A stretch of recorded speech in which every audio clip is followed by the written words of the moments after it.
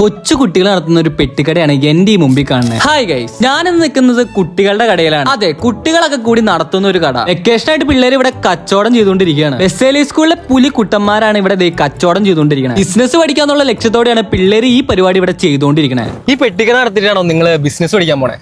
പെട്ടിക്കടയായാലും ലുലുമാളായാലും ബിസിനസിന്റെ പ്രിൻസിപ്പിൾ ഒന്നല്ലേ, അതാണ് ഞങ്ങളിവിടെ പഠിക്കുന്നത്. ഇവിടെ മണി മാനേജ്മെന്റ് ആയിട്ട് കുറെ കാര്യങ്ങൾ പഠിച്ചിട്ടുണ്ട്.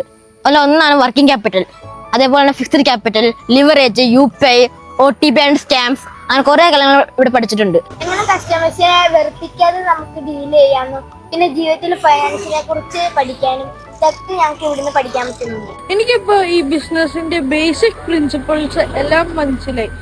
ഇപ്പോൾ എനിക്ക് ബിസിനസിന്റെ ടെക്നിക്സ് ഒക്കെ പറഞ്ഞു കഴിഞ്ഞാൽ ഓട്ടോമാറ്റിക്കലി എനിക്കത് മനസ്സിലാവും. നേരത്തെ അത് ഒന്നും എനിക്കറിയില്ലായിരുന്നു. അതൊക്കെ ഞങ്ങളെ പഠിപ്പിച്ചു തന്ന ഫൈനാൻസ് സ്കൂളിനോട് താങ്ക് യു. അതെ, ഫൈനാൻസ് സ്കൂളും ബെസ്സേലി സ്കൂളും ചേർന്നാണ് പിള്ളേർ ഈ ലെവൽ വരെ എത്തിച്ചത്. സ്റ്റാർട്ടപ്പായ ഫൈനാൻസ് സ്കൂളിന്റെ അധ്യാപകർ എപ്പോഴും പിള്ളേർക്ക് ഗൈഡൻസ് കൊടുക്കാൻ വേണ്ടി അവരുടെ കൂടെ തന്നെ ഉണ്ട്. നമ്മളിപ്പോ ബിസിനസിനെ പറ്റി പഠിച്ചു, ബിസിനസ് എങ്ങനെയാണ് മാനേജ് ചെയ്യേണ്ടതെന്നൊക്കെ ഒരു ബേസിക് ഐഡിയ കിട്ടി അല്ലേ? അപ്പോൾ നിങ്ങൾ ഒരു ബിസിനസ് സ്കൂളും പഠിപ്പിക്കാത്ത വേറെ സബ്ജക്റ്റ് ഉണ്ട്, നിങ്ങൾ ഉറപ്പായിട്ട് മനസ്സിലാക്കിയിരിക്കേണ്ട സബ്ജക്റ്റ്. അതെന്താണെന്നറിയോ? അത് പൊളിറ്റിക്സ് ആണ്.